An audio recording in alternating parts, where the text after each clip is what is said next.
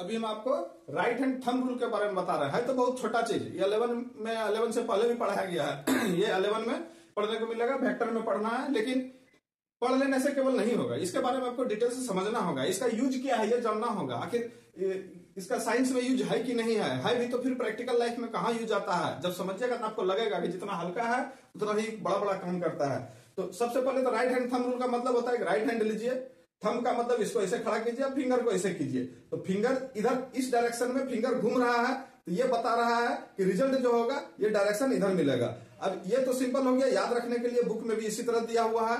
अब इसका यूज क्या होता है, सबसे पहले हम एरिया के बारे में देखते हैं। ये रेक्टेंगल है, ए है, बी है। यदि ए क्रॉस बी, हम पहले इसको ए के तरफ इसको कर देंगे, बी के तरफ इसको ले जाएंगे। ए ऐसे कर दिए, बी इधर ले गए, तो ए क्रॉस बी ऐसे जो किए, ये थंब हमको इन साइड की ओर दिखा रहा है। तो इसका मतलब हुआ इसका जो एरिया का डायरेक्शन है वो इन साइड की ओर होगा। यदि ए इधर रहेगा, बी इधर रहेगा, तो ऐसे करेंगे, ए को बी के तरफ ले जाएंगे तो एरिया का डायरेक्शन इधर हो जाएगा। तो एरिया वेक्टर क्वांटिटी है, ये भी आपको याद रखना है। और क्रॉस प्रोडक्ट में डायरेक्शन निकलता है, उस तरह से थंब रूल का भी यहाँ पर यूज देखने को मिल रहा है। दूसरा, सपोज कीजिए कि ये पॉइंट है, यहां से आर डिस्टेंस से कोई एफ इस तरह से जा रहा है, तो यहां पर जब इस पॉइंट के अबाउट टॉर्क निकालेंगे तो आर क्रॉस एफ, तो आर का डायरेक्शन इधर है, एफ इधर है, तो दो वेक्टर के बीच का डायरेक्शन के लिए पैरेलली इसको शिफ्ट करते हैं। वेक्टर में आप पढ़िएगा कि वेक्टर को पैरेलल शिफ्ट करके डायरेक्शन, दो वेक्टर के बीच डायरेक्शन या एंगल निकालने के लिए, या दोनों वेक्टर के बीच के टेल के बीच का होना चाहिए, या दोनों वेक्टर के हेड के बीच का एंगल होना चाहिए। तो यहां पर आर को हम इधर करेंगे तो दोनों का टेल यहां पर आ जाएगा। अब आर क्रॉस एफ, जब आर को एफ के तरफ ले जाएंगे, आर क्रॉस एफ, तो देखिए ये थंब जो है वो अंदर की ओर दिखा रहा है हमको, आर क्रॉस एफ अंदर की ओर दिखा रहा है। दैट मीन्स इस पॉइंट पर जो टॉर्क लगेगा वो अंदर की ओर रिजल्ट देगा हमको, टॉर्क का डायरेक्शन अंदर की ओर होगा। तो ये तो हो गया डेफिनेशन के हिसाब से पढ़ लिए, समझ लिए। इसका यूज कहां है, इसी पर सारा दुनिया का पूरा जितना नट बोल्ट स्क्रू है ना, सब इसी पर चलता है, ये आपको समझना होगा।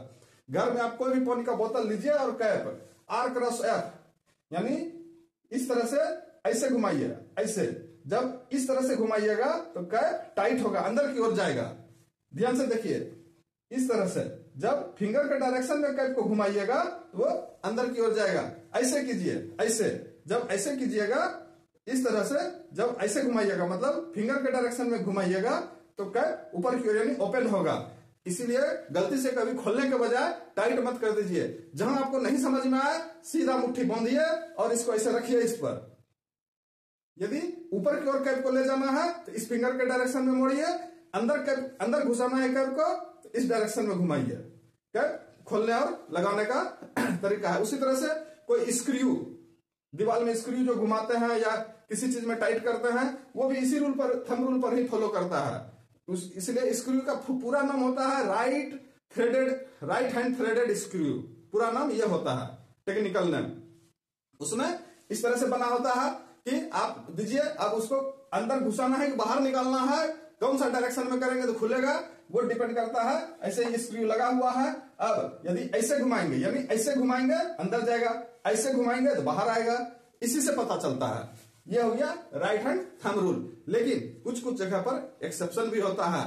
राइट हैंड थ्रेडेड स्क्रू का मतलब है नॉर्मल 99.9% जितना दुनिया में बना हुआ है इसी रूल पर बना हुआ है। लेकिन कुछ कंडीशन में उसको जान के उल्टा बनाया जाता है, उसको लेफ्ट हैंड थ्रेडेड स्क्रू बोलते हैं। किस केस में, जिस समय की नॉर्मल मतलब उससे कोई हानि नहीं होगा, लेकिन जहां पर रिस्क वाला जोन होता है, जहां पर गलती से कोई बच्चा खोल ना दे, गलती से ये मतलब जो चीज खुलने से जल्दी खराब हो जाएगा, परमानेंटली खराब हो जाएगा, उस चीज में उल्टा थ्रेड दिया जाता है। अब आप खुद आपका यह समझिए कि एक तरह के टास्क का है आपके दिमाग का कि कुछ वैसा सोच के बताइए जिसमें कि आप उल्टा घुमाने से खुलता हो।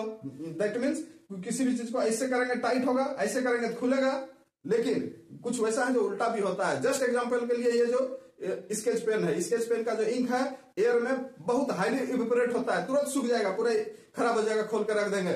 लेकिन जब इसको इंक बदलने के लिए इसको तो खींच के खोल लिया, लेकिन जब इसको खोलेंगे तो ये उल्टा थ्रेडेड रहता है। दैट मीन्स इस रूल को फॉलो नहीं करता है। इसको हम इधर कोशिश करेंगे इस तरह से रूल के हिसाब से ऐसे करने से खुलना चाहिए, लेकिन ऐसे करने से टाइट होगा। इसको उल्टा घुमाने से ऐसे देखिए, उल्टा घुमाने से तब जाके ये खुल रहा है। लगाने के लिए इसको फिर मतलब उल्टा लगेगा भी, उल्टा इस तरह से, क्योंकि इसमें थ्रेड उल्टा दिया है, बस इसको खराब होने से बचाने के लिए कि गलती से कोई खोल ना दे।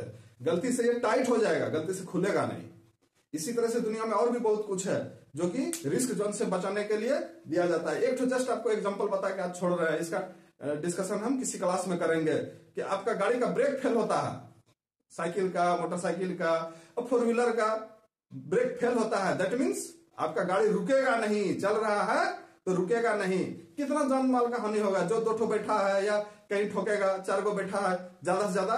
लेकिन सपोज कीजिए यदि ट्रेन का ब्रेक फेल हो जाए तो कितना आदमी मरेगा, सोचने वाली बात है।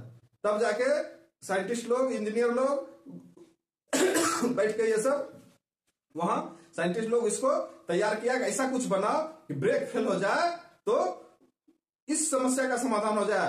तो आप ध्यान से समझ लीजिए कि ट्रेन का यदि ब्रेक फेल होता है तो वो चलता ही नहीं है, स्टार्ट ही नहीं लेगा। मतलब स्टार्ट नहीं लेने का मतलब इंजन नहीं, इंजन तो स्टार्ट ले लेगा, वो मूव ही नहीं करेगा, मतलब आप उसको चला ही नहीं पाइएगा। कुछ ना कुछ तो उसमें उल्टा सिस्टम बनाया हुआ है। क्या सिस्टम बनाया है हम आपको क्लास में समझाएंगे किसी दिन। लेकिन इतना याद रखिए कि बाकी गाड़ी का ब्रेक फेल होगा तो रुकेगा नहीं, ट्रेन का ब्रेक फेल होगा तो चलेगा नहीं। बहुत ही इंपॉर्टेंट चीज आपको लॉजिक बता रहा है इसका, ठीक है। नेक्स्ट क्लास में हम आपको इससे भी इंटरेस्टिंग वगैरह चीज बताएंगे। आप चैनल पर बने रहिए, सब्सक्राइब कीजिए, दोस्तों के साथ शेयर कीजिए, लाइक कीजिए, और जो भी मन में कंफ्यूजन है वो पूछिए।